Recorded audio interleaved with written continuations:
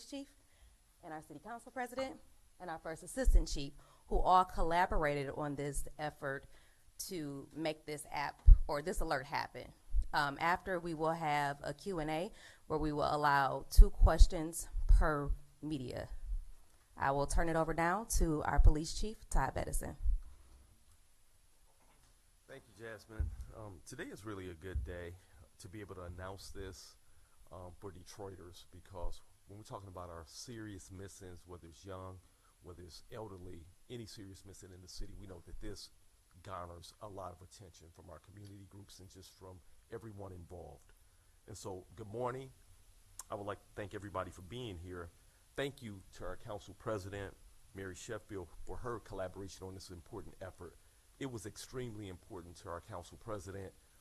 Over the years, she has called me during my career about serious missings and always inquired. And so she wanted to do something extra and said, we have to come up with something besides the Amber Alert for the citizens in the city of Detroit. And so that's exactly what we have done. And if folks wonder why the color is green, of course, the spirit of Detroit is green, and that is the city's theme. So that's where emerald came from as well. This is a new way to let the community know about serious missing persons cases so that we can help ensure that we utilize the eyes and ears of our community to help locate them very, very quickly to prevent any loss of life. Currently, we share missing person cases through the media and online, but this is an additional way that Detroiters can get involved, and we can reach out to Detroiters with our 365 app. Now that we have the Emerald Alert, we will send information about serious missing persons cases directly to Detroiters who sign up for the program. Our serious missing person cases, they all deserve this so that we can bring them home safely as quickly as possible. So we're asking all Detroiters to do their part and sign up so that they'll have availability for our Emerald Alert. Because if just one person sees their alert, it can give us that tip that we need. You can sign up on the city's website by searching for Detroit Alerts 365. And I just want to thank Assistant Chief Hayes right here to my right. He worked tirelessly on that along with his team over our technical support to ensure that this was available. We will also make the link available on our social media. Today, we can make Detroit a safer place. The Detroit Police Department, under my leadership and under Council President's leadership, Mayor Duggan, all of us involved, all of City Council, everybody who's working for the city, we take this as a top priority. Crime continues to decrease, and with more community involvement in these types of cases, we can ensure that it's safe and that we're able to locate missing individuals very, very quickly. Now, I will turn it over to our Council President, Mary Sheffield. Thank you. Thank you, and good morning to everyone. First, want to thank Chief Bettison, Assistant Chief Hayes as well, too, and the entire Detroit Police Department for working with me to create the city's first ever Emerald Alert system. Today, we are here because we know how devastating that it can be when a loved one goes missing. No family should ever feel alone in these moments. This effort is personal to me. I go back to 2021, where I got a call from a family of Zaria. She was 13 years old. She went missing on the east side of our city. I went out canvassing with the law enforcement, neighbors, and family to find that young 13-year-old girl. Thankfully, she was found safely 2 days later, but the fear, the uncertainty, and the desperation that her loved ones felt during those hours always stayed with me. And sadly, we know that her case is not unique. Too many families in our city have endured the nightmare of missing a loved one. We also know that Nizaria Harris went missing and was never found. Her case garnered national attention, and I thought always what more we could have done. We know that every single second matters when someone goes missing, yet not every case receives a criteria for an Amber Alert, which is why that gap has always weighed heavily on my heart. I've talked with families about what more we can do as far as having our own internal notification system to make the community aware of those who are missing in our city. We worked with DPD to take action, and I'm very glad that we are here today. The Emerald Alert system gives us the ability to create our own alerts designed to meet the realities and the needs of Detroit families. Through Detroit Alert 365, residents will now have urgent notifications when a young child is unaccounted for, when a person with special needs goes missing, when foul play is suspected, when kidnapping occurs. In those moments, we want the entire city to stand together, eyes and ears open, and ready to help bring that person back safely. I am proud that this initiative also comes at no additional cost to our residents.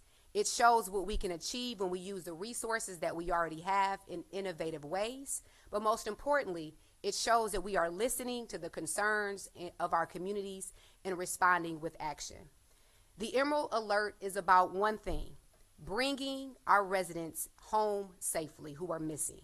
It's about making sure that when a child, a senior, or anyone in our community goes missing, that we are acting with urgency, with compassion, and determination. Again, every second matters, and every Detroiter matters. So I'm proud of this collaboration with our City Council, DPD, our mayor, and I encourage every single Detroiter to please sign up for Detroit Alerts 365 and be a part of a network that would truly save lives in our city. Again, thank you, DPD and Detroit. Please sign up for this amazing new Emerald Alert system to save lives and bring Detroiters home. Thank you.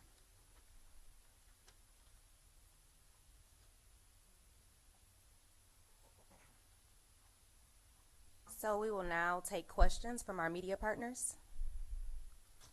Yeah, so you guys mentioned just, bridging that gap between the Amber Alerts and just, some cases not meeting that criteria. What criteria or eligibility will be enrolled and, put into play for the Emerald Alert, so to speak?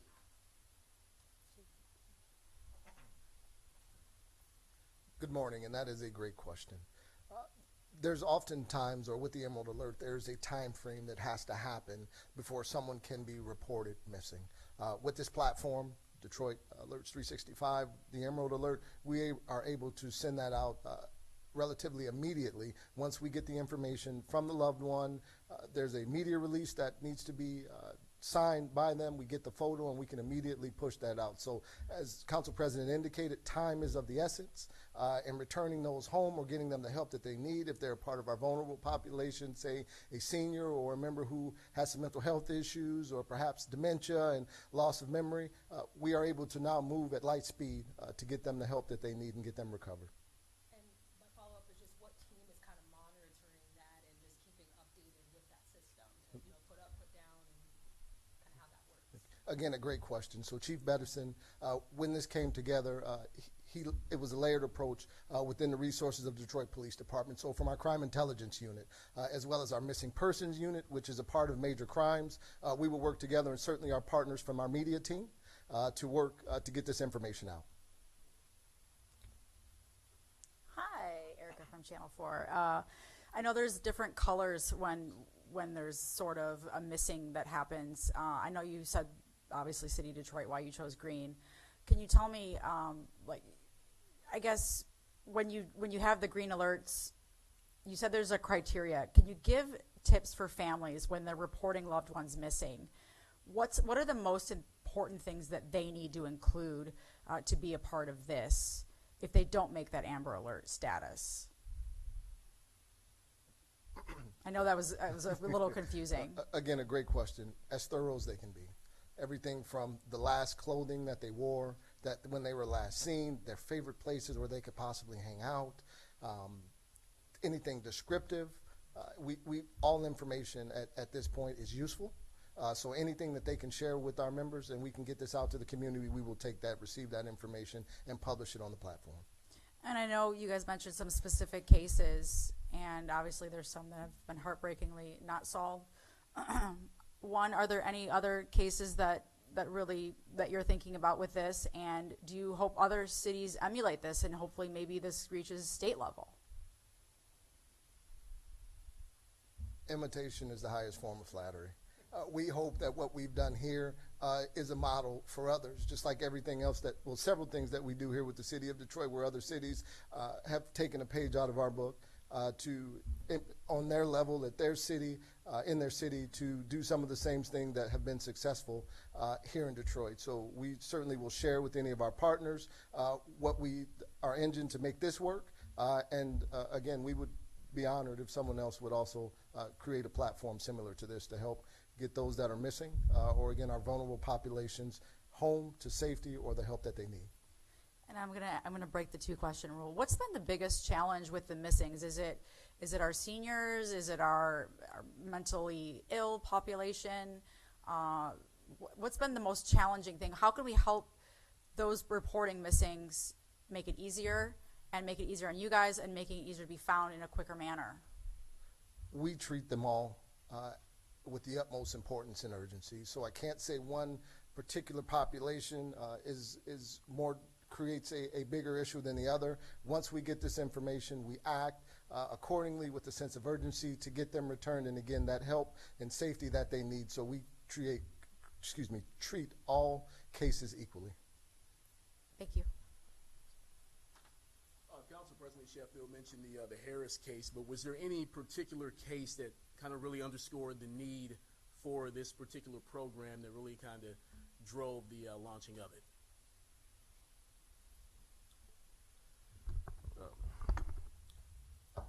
The Naziah Harris case, of course, garnered national attention and really galvanized the citizens in Detroit, created a lot of really focus on, trying to find a young lady. But we've had other cases as well. But anytime it's young women, and in the city of Detroit being a primarily African-American city, young women of color, the community has said, we need to do more. And so this is a response to be able to do more. And with our trained investigators, there's some information that we can receive from a family when it's out of character or is different signals that let us know that the person is in danger. And it may not raise to the threshold to be able to get an Amber Alert on a statewide level. And when those Amber Alerts go out, it notifies the whole state. And if we believe that the person is more localized, it may not even need to come to that, but it's a lot more difficult to be able to get Amber Alerts out. And so this is for Detroit, and will give us the opportunity to be able to get out the information, and also to the media and everybody else involved to help us locate the individuals more quickly. We have so many different categories of missings, whether it's runaways, whether it's in the wintertime or extreme weather conditions, or just any time we could have somebody from our elderly population, our seniors, where they've suffered some type of crisis that can put them in peril as well. But for our young children who are out, and we have become aware that they're missing, and getting the information from the families, we want all eyes and ears on. And I'll just go straight to the point. Just this past week, we had a 15-year-old that went missing, and we were out looking tirelessly for the 15-year-old. Unfortunately, we did locate him in a cemetery deceased, and we'll be able to talk more about that later. But I can tell you, I'm not sure, I don't believe that an Amber Alert went out in that case, but I can tell you that an Amber Alert would have went out in that case. We would have definitely used it for that case right there, sir. Just a question about numbers. Any numbers for 2024, how many people went missing in Detroit, and also how many were not recovered? Jackson, my media team, has that, and matter of fact, to be transparent and keep the community updated, that's posted on our social media webpage at DPD, and so you can see that every day.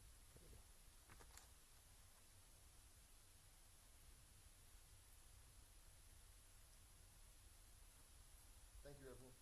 All right, thank you.